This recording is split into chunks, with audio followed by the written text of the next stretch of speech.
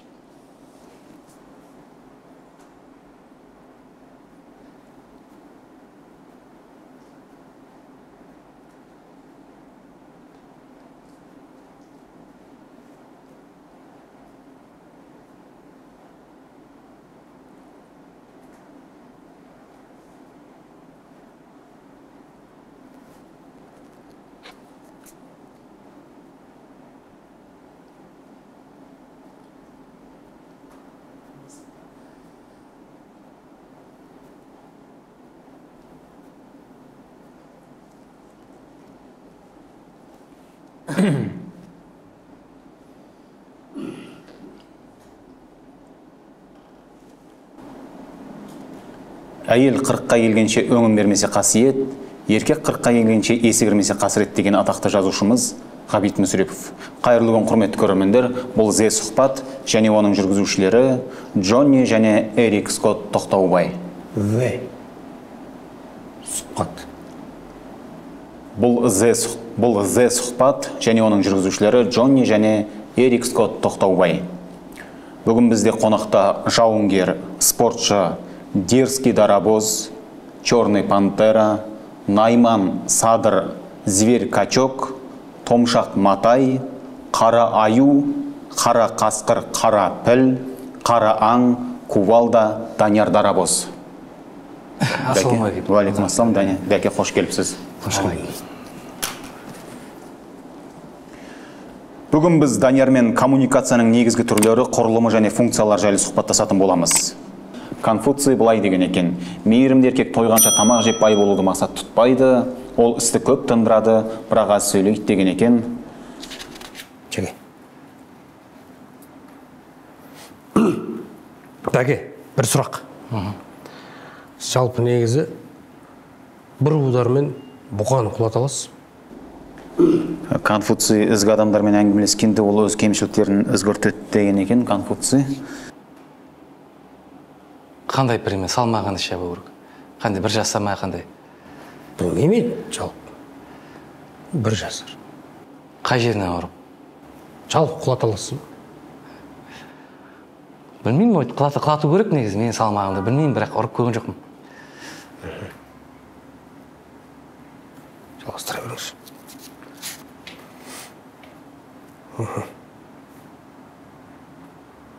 Негізі ұрып құлатам.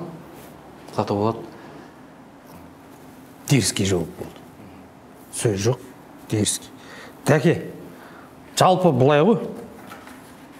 Сен енді өзің қазақ деп жүрген азаматтардың бірісің ғой.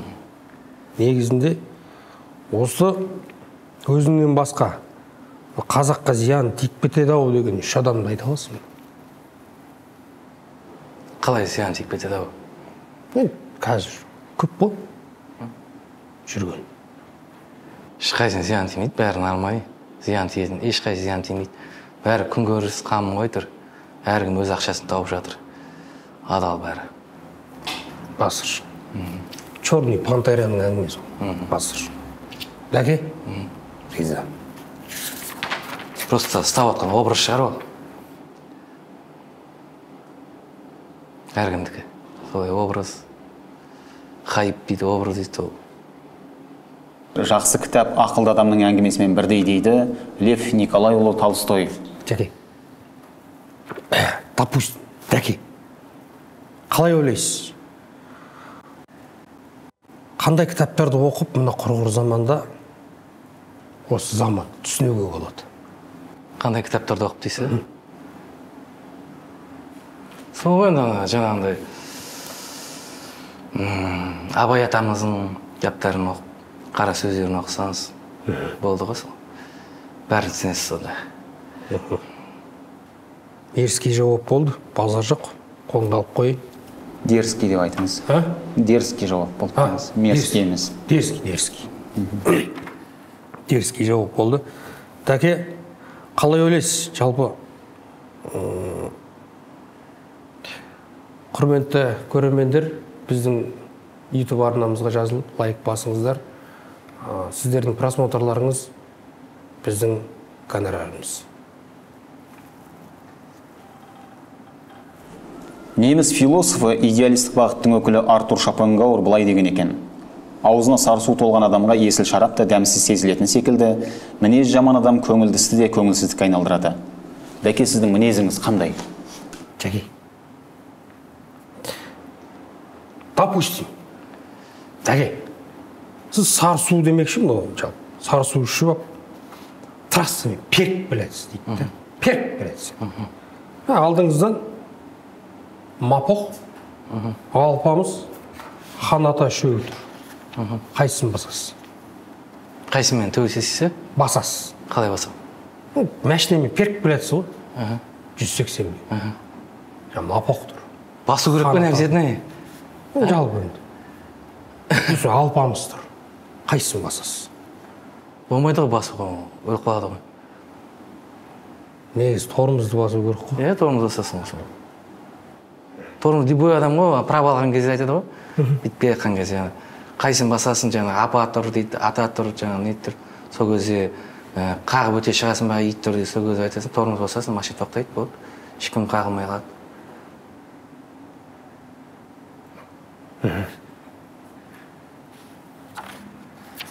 Жақсы.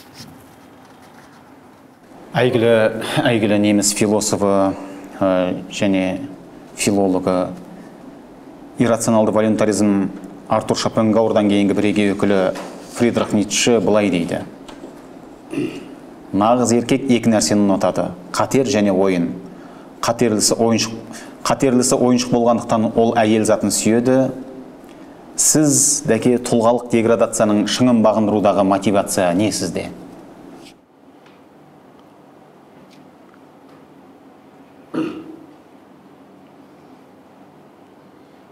Не ол, қалай сұрақ? Нені бағындыру керек?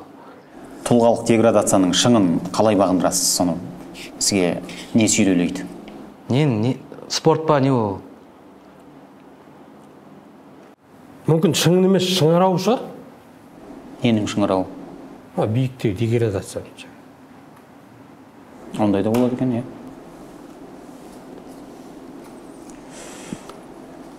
Допустим, мына бұқаның жұмыртқасы... Ереке, ондай не допустим? Дұрыс, кешірметін. Онда бұлай.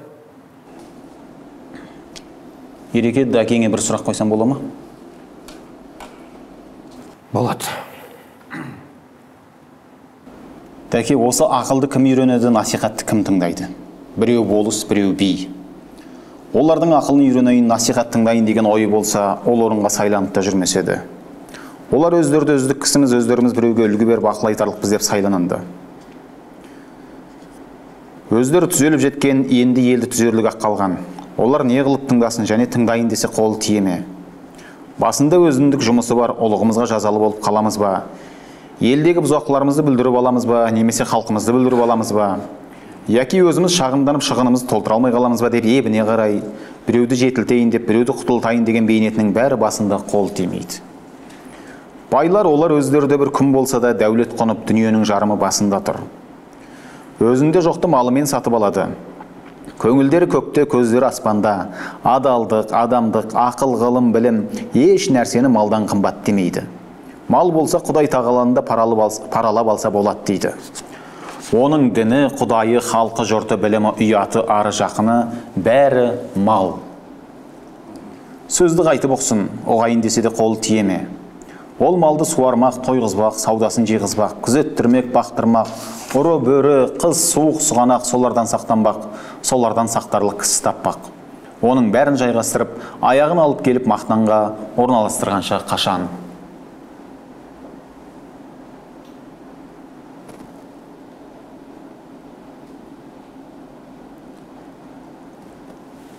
Абайдың 8-ші қара сөзі.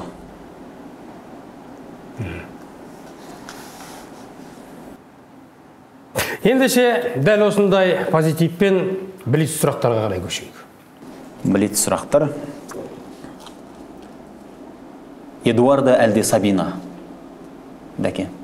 Қай Эдуард? Эдуарда әлде Сабина? Біреусін таңдайсыз. Екеусін. Сабина қайсы ол?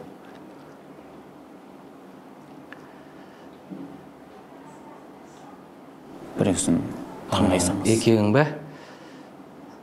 Сабина шығар. Мерс әлде БМВ? БМВ ғой? Кемшілікті көрмей қалу немесе бетін айту? Бетін айту ғой? Рух файтинг немесе тикток? Рух файтинг ғой? Тоқ соқтыру немесе тырнаққа ине тығу? Бәрі ғой, екеуі де бір несі яқ ма? Әсесі. Тоқ соғу дұрыс шығар сол. Машинеде мұрынын шықу немесе кітап оқу? Кітап оқу ғой? Карло Гоцци немесе Карло Гальдони? Сымбен қалай? Карло Гоцци немесе Карло Гальдони? Карло Гоцци немесе Карло Гальдони? Жаңа біріншісі ғой? Марлон Брандо немесе Аль Пачино? Аль Пачино. Джо Фрейзер немесе Джордж Форман? Джордж Форман. Таспен ату немесе баспен ұру? Таспен ату немесе баспен ұру? Баспен ұру ғой? Алакөл немесе Елена аралда? Алакөл ғой? Елена аралдары? Алакөл. Доллар немесе теңге? Теңге ғой? Доллар. Доллар да керек, бірақ теңге ғой, өзіміздің теңгемізді жүре берейік. Папуа Жаңа Гвинея немесе Кот д'Ивуар? Папуа Жаңа Гвинея немесе Кот д'Ивуар? Кот д'Ивуар. Қолды бір сілтеу немесе соңына дейін бару? Соңына дейін бару ғой? Аш шындық немесе тәтті өтірік? Аш шындық қой? Соңғы сұрағымыз. Сіз президентпен жеке қалсаңыз не айтар едіңіз? Президентпен жеке қалсам айтар едім. Жаңа Қазақстан жасайын деп едіңіз. Әлі бірақ жаңа Қазақстан болған жоқ. Әлі тұр. Жаңа Қазақстан болсын деп айтар едім. Көп жерлерде жаңағындай жаңа Қазақстан деп айтылады, бірақ көп жерлерде су тартылмаған әлі. Көшеден құдықтан алып, көшеден колонкадан алып жатыр жаңа елдер жолдан көрдім. Бәрі жаңа Қазақстан болса олай болмау керек. Біз әлі жаңа Қазақстанға жеткен жоқпыз, енді жететін шығармыз алдыңғы уақытта. Сол өзгеріс керек, соны айтатын едім. Тағы да соңғы сұрақтың соңғы сұрағы. Бір күн өміріңіз қалса не істейтін едіңіз? Сізге бір күндік өміріңіз қалды десе. Бір күн өмірім қалды десе, сол жақсылап өткізетін бір күн өмірім қалса. Қалай? Сол әпкелеріммен, солармен жақсылап бір өткізетін едім, соңғы бір күн қалды десем. Одан кейін сондай жағдай, басқа не? Сұрақ. Мапоқпен қайта шығатын бөлін? Шығарып атса, шығамыз, қайта көреміз енді уақытсыз. Қызық болып атса, елдері шығам деп ойлайсыз ғой. Бізде музыкалық сәлемдеме.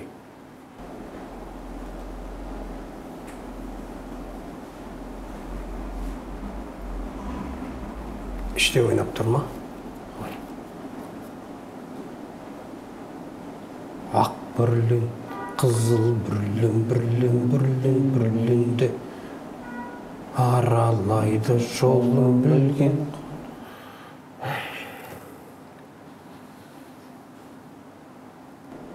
Әрбір еркекте ойнағысы келетін жасырын бала болады.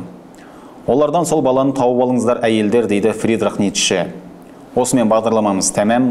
Бүгін бізде қонақта болған Дерский Данияр Дарабоз бауырымыз. Бағдарламамызды қазақтың жанашыры Бекболат Тілеуханның мына сөзімен аяқтағымыз келеді. Енді мен сенімен қалай сөйлесемін? Келесі бағдарламада жолыққанша.